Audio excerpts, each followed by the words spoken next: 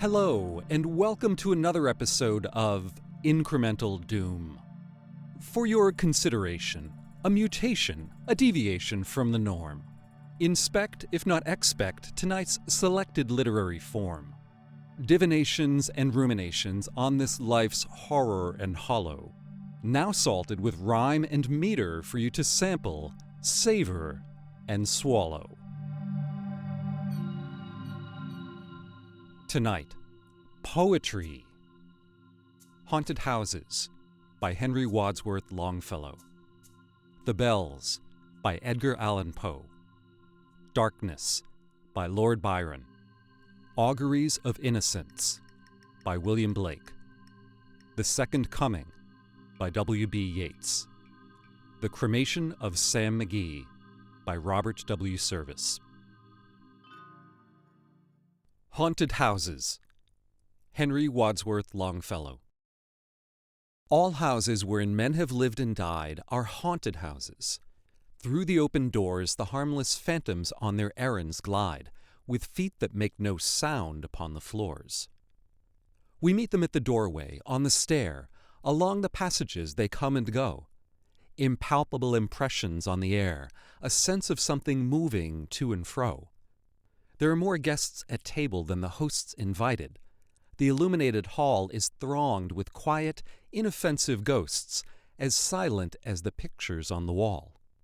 The stranger at my fireside cannot see the forms I see, nor hear the sounds I hear. He but perceives what is, while unto me all that has been is visible and clear.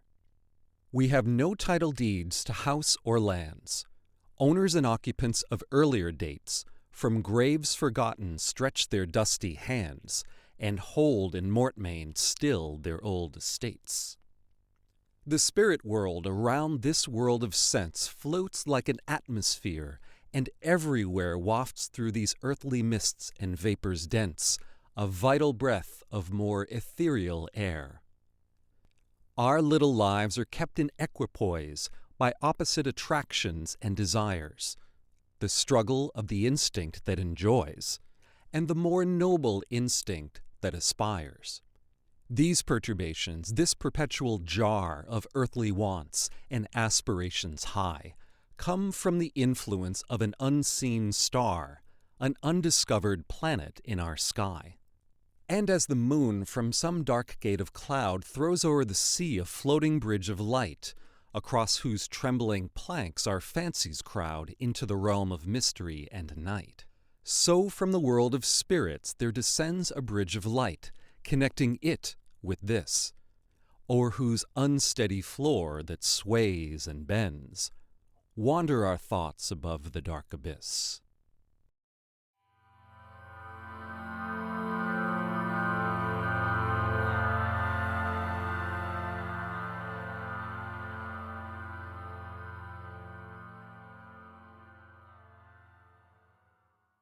The Bells. Edgar Allan Poe. Hear the sledges with the bells, silver bells! What a world of merriment their melody foretells! How they tinkle, tinkle, tinkle in the icy air of night, while the stars that oversprinkle all the heavens seem to twinkle with a crystalline delight, keeping time, time, time in a sort of runic rhyme to the tintabulation that so musically wells from the bells, bells, bells, bells, bells, bells, bells, from the jingling and the tinkling of the bells. Hear the mellow wedding bells, golden bells, what a world of happiness their harmony foretells. Through the balmy air of night, how they ring out their delight. From the molten golden notes, and all in tune, what a liquid ditty floats to the turtle dove that listens while she gloats on the moon. Oh, from out the sounding cells, what a gush of euphony voluminously wells, how it swells, how it dwells on the future, how it tells of the rapture that impels to the swinging and the ringing of the bells, bells, bells, of the bells, bells, bells, bells, bells, bells, bells, to the rhyming and the chiming of the bells. Hear the loud alarum bells, brazen bells. What a tale of terror now their turbulency tells. In the startled ear of night, how they scream out their affright. Too much horrified to speak, they can only shriek, shriek, out of tune, in a clamorous appealing to the mercy of the fire, in a mad expostulation with the deaf and frantic fire, leaping higher, higher, higher, with a desperate desire, and a resolute endeavor, now to sit, or never, by the side of the pale-faced moon. Oh, the bells, bells, bells, what a tale their terror tells of despair! How they clang and clash and roar, what a horror they outpour on the bosom of the palpitating air. Yet the ear it fully knows, by the twanging and the clanging, how the danger ebbs and flows. Yet the ear distinctly tells, in the jangling and the wrangling, how the danger sinks and swells, by the sinking or the swelling in the anger of the bells, of the bells, of the bells, bells, bells, bells, bells, bells, bells, in the clamor and the clangor of the bells. Hear the tolling of the bells, iron bells. What a world of solemn thought their monody compels. In the silence of the night, how we shiver with affright at the melancholy menace of their tone. For every sound that floats from the rust within their throats is a groan. And the people, the people, they that dwell up in the steeple all alone, and who tolling, tolling, tolling in that muffled monotone, feel a glory in so rolling on the human heart a stone. They are neither man nor woman, they are neither brute nor human, they are ghouls. And their king it is who tolls, as he rolls, rolls, rolls, rolls a paean from the bells. And his merry bosom swells with the paean of the bells, and he dances and he yells, keeping time, time, time, in a sort of runic rhyme to the paean of the bells, keeping time, time, time, in a sort of runic rhyme to the throbbing of the bells, bells, bells, to the sobbing of the bells, keeping time, time, time, as he knells, knells, knells, in a happy runic rhyme to the rolling of the bells, bells, bells, to the tolling of the bells, bells, bells, bells, bells, bells, bells, bells, to the moaning and the groaning of the bells.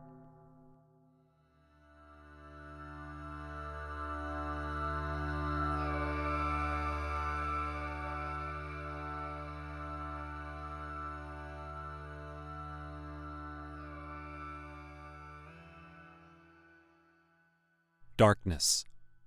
George Gordon, Lord Byron.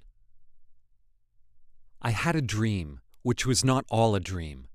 The bright sun was extinguished, and the stars did wander darkling in the eternal space, rayless and pathless, and the icy earth swung blind and blackening in the moonless air. Morn came and went, and came, and brought no day, and men forgot their passions in the dread of their desolation, and all hearts were chilled into a selfish prayer for light. And they did live by watchfires, and the thrones, the palaces of crowned kings, the huts, the habitations of all things which dwell, were burnt for beacons. Cities were consumed, and men were gathered round their blazing homes to look once more into each other's face. Happy were those who dwelt within the eye of the volcanoes and their mountain torch. A fearful hope was all the world contained. Forests were set on fire, but hour by hour they fell and faded, and the crackling trunks extinguished with a crash, and all was black. The brows of men by the despairing light wore an unearthly aspect, as by fits the flashes fell upon them. Some lay down, and hid their eyes and wept, and some did rest their chins upon their clenched hands, and smiled, and others hurried to and fro, and fed their funeral piles with fuel, and looked up with mad disquietude on the dull sky, the pall of a past world, and then again with curses cast them down upon the dust, and gnashed their teeth and howled. The wild birds shrieked, and, terrified, did flutter on the ground and flap their useless wings. The wildest brutes came tame and tremulous, and vipers crawled and twinned themselves among the multitude. Hissing, but stingless, they were slain for food. And war, which for a moment was no more, did glut himself again. A meal was bought with blood, and each sat sullenly apart, gorging himself in gloom. No love was left.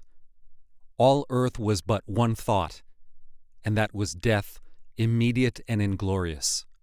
And the pang of famine fed upon all entrails. Men died, and their bones were tombless as their flesh. The meager by the meager were devoured. Even dogs assailed their masters, all save one, and he was faithful to a corpse, and kept the birds and beasts and famished men at bay, till hunger clung them, or the dropping dead lured their lank jaws.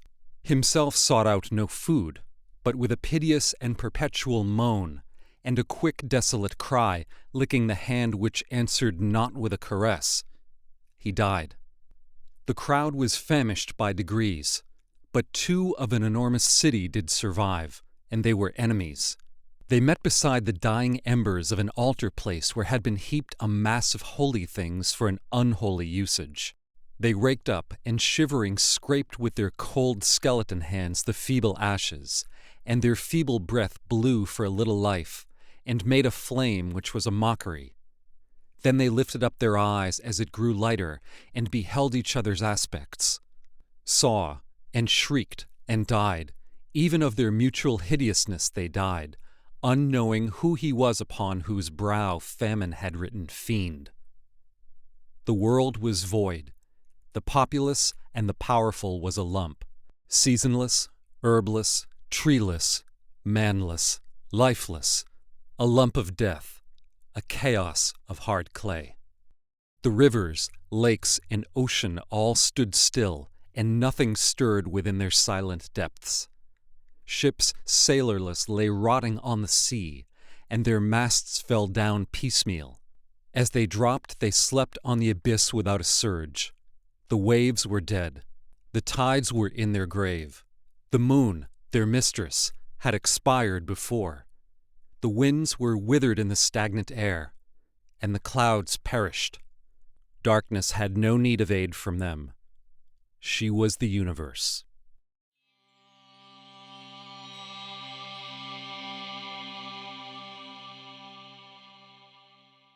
Auguries of Innocence.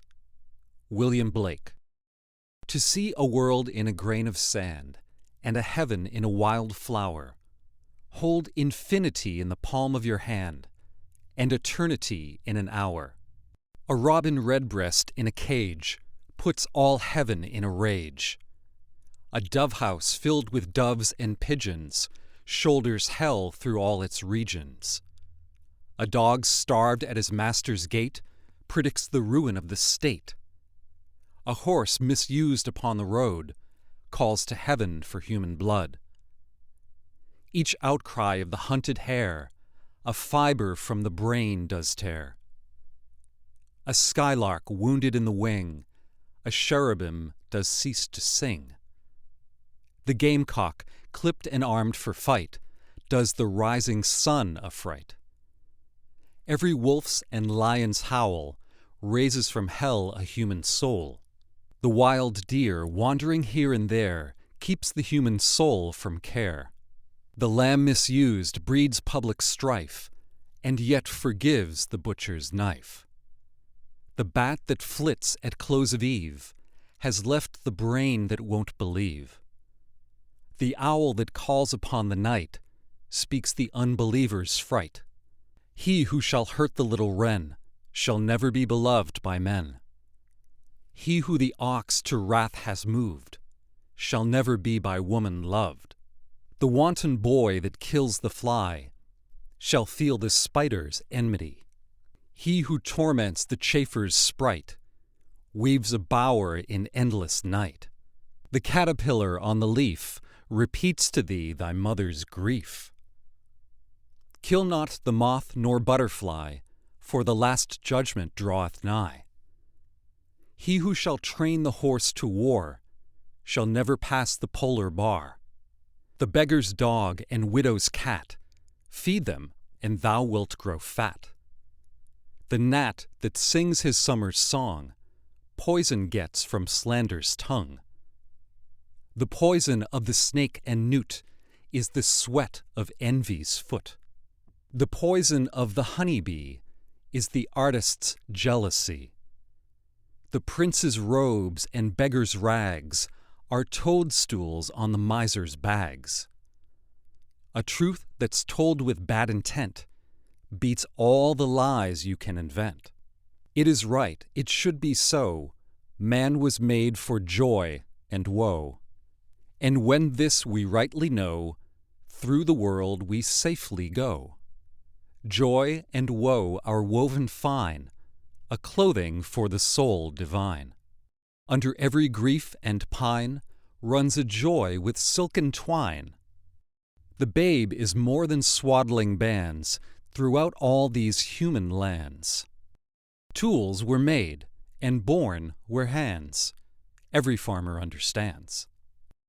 Every tear from every eye becomes a babe in eternity. This is caught by females bright and returned to its own delight. The bleat, the bark, bellow, and roar are waves that beat on heaven's shore. The babe that weeps the rod beneath writes revenge in realms of death.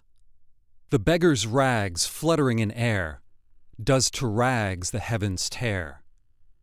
The soldier armed with sword and gun, palsied strikes the summer's sun. The poor man's farthing is worth more than all the gold on Afric's shore. One mite wrung from the laborer's hands shall buy and sell the miser's lands. Or if protected from on high, does that whole nation sell and buy. He who mocks the infant's faith shall be mocked in age and death. He who shall teach the child to doubt, the rotting grave shall ne'er get out. He who respects the infant's faith triumphs over hell and death. The child's toys and the old man's reasons are the fruits of the two seasons. The questioner who sits so sly shall never know how to reply. He who replies to words of doubt doth put the light of knowledge out. The strongest poison ever known came from Caesar's laurel crown. Naught can deform the human race like to the armorer's iron brace. When gold and gems adorn the plough, to peaceful arts shall envy bow. A riddle or the cricket's cry is to doubt a fit reply. The emmet's inch and eagle's mile make lame philosophy to smile. He who doubts from what he sees will ne'er believe, do what you please. If the sun and moon should doubt, they'd immediately go out. To be in a passion you good may do, but no good if a passion is in you. The whore and gambler by the state licensed build that nation's fate. The harlot's cry from street to street shall weave old England's winding sheet.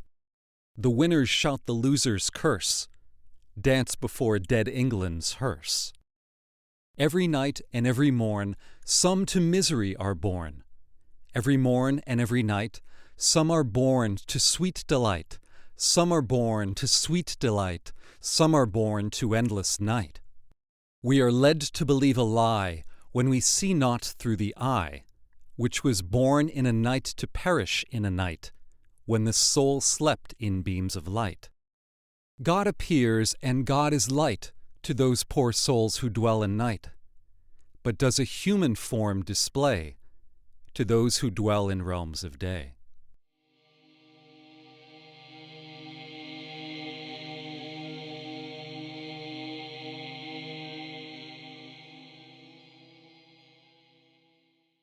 The Second Coming.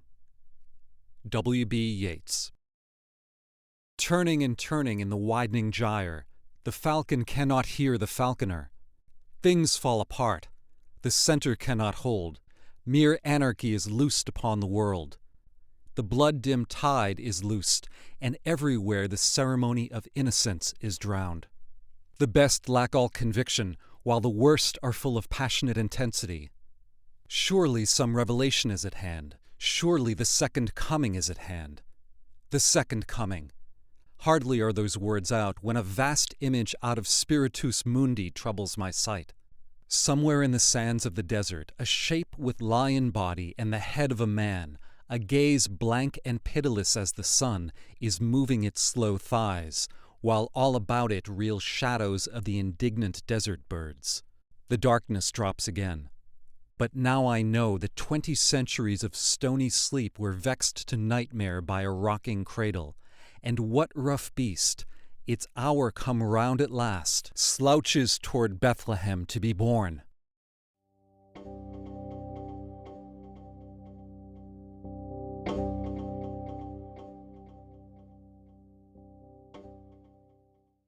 The Cremation of Sam Mcgee. Robert W. Service. There are strange things done in the midnight sun by the men who moil for gold.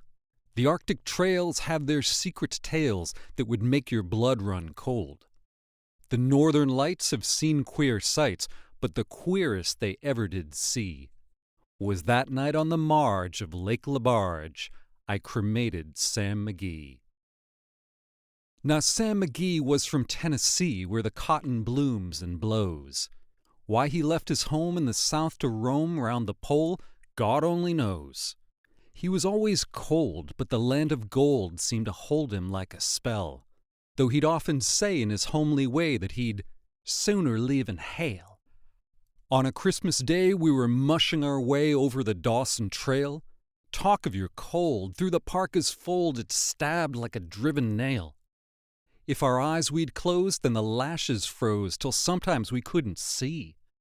It wasn't much fun, but the only one to whimper was Sam Mcgee.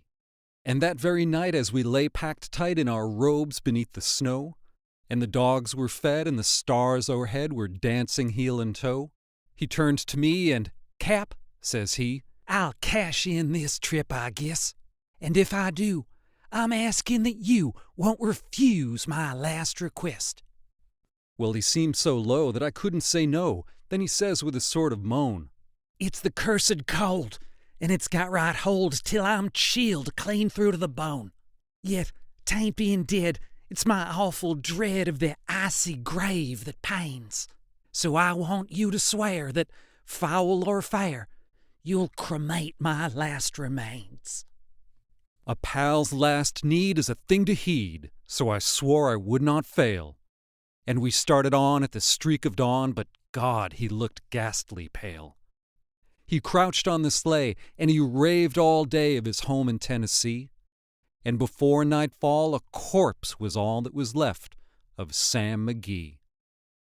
There wasn't a breath in that land of death, and I hurried, horror-driven, with a corpse half hid that I couldn't get rid because of a promise given. It was lashed to the sleigh, and it seemed to say, "You may tax your brawn and brains, but you promised true, and it's up to you to cremate those last remains." Now a promise made is a debt unpaid, and the trail has its own stern code. In the days to come, though my lips were dumb, in my heart how I cursed that load. In the long, long night, by the lone firelight, while the huskies, round in a ring, howled out their woes to the homeless snows, oh God, how I loathed that thing. And every day that quiet clay seemed to heavy and heavier grow. And on I went, though the dogs were spent and the grub was getting low. The trail was bad and I felt half mad, but I swore I would not give in. And I'd often sing to the hateful thing, and it hearkened with a grin. Till I came to the marge of Lake Lebarge, and a derelict there lay. It was jammed in the ice, but I saw in a trice it was called the Alice May. And I looked at it, and I thought a bit, and I looked at my frozen chum. Then, "Here," said I with a sudden cry, "is my crematorium." Some planks I tore from the cabin floor, and I lit the boiler fire. Some coal I found that was lying around, and I heaped the fuel higher. The flames just soared and the furnace roared, such a blaze you seldom see. And I burrowed a hole in the glowing coal, and I stuffed in Sam Mcgee. Then I made a hike, for I didn't like to hear him sizzle so, and the heavens scowled and the huskies howled and the wind began to blow. It was icy cold, but the hot sweat rolled down my cheeks and I don't know why. And the greasy smoke in an inky cloak went streaking down the sky. I do not know how long in the snow I wrestled with grisly fear, but the stars came out and they danced about ere again I ventured near. I was sick with dread, but I bravely said, "I'll just take a peep inside. I guess he's cooked, and it's time I looked." Then the door I opened wide. And there sat Sam, looking cool and calm in the heart of the furnace roar. And he wore a smile you could see a mile, and he said, "Please close that door. It's fine in here, but I greatly fear you'll let in the cold and storm. Since I left Plumtree down in Tennessee, it's the first time I've been warm." There are strange things done in the midnight sun by the men who moil for gold. The Arctic trails have their secret tales that would make your blood run cold. The northern lights have seen queer sights, but the queerest they ever did see was that night on the marge of Lake Labarge, I cremated Sam Mcgee.